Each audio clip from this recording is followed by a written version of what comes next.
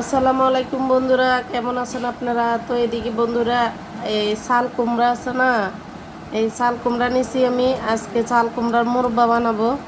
তো এই বড় বড় পিস করে আমি ছিললে তারপর এরকম পিস করছি, কিন্তু এরকম পিস করা ঠিক হয় নাই।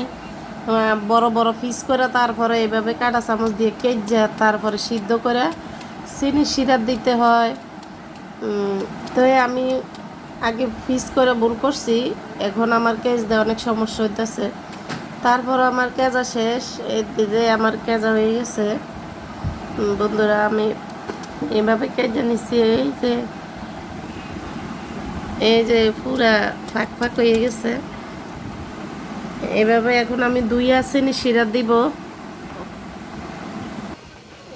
যে চাল কুমড়াগুলা সিদ্ধ দিছি, দেওয়ার পরে আমি চিনি শিরা দিব।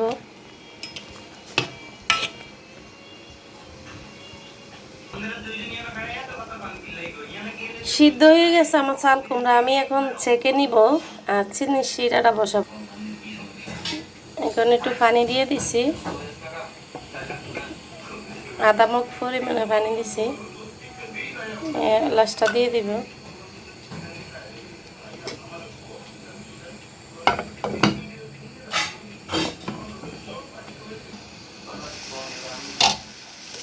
চিনিটা দিয়ে দিব।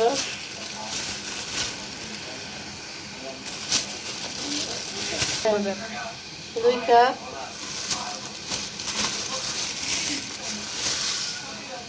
3 কাপ, 2.5 কাপ পরিমাণে চিনি দিছি।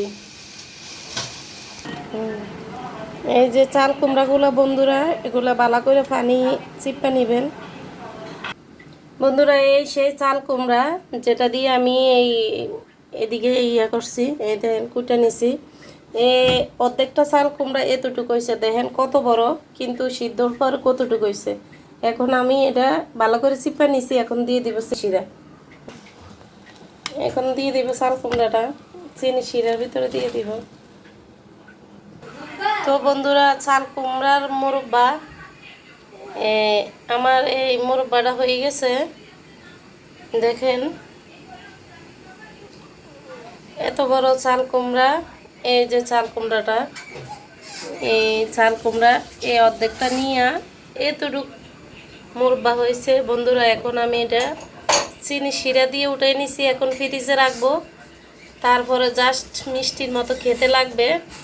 তাহলে বন্ধুরা, আজকে পর্যন্ত, আল্লাহ হাফেজ।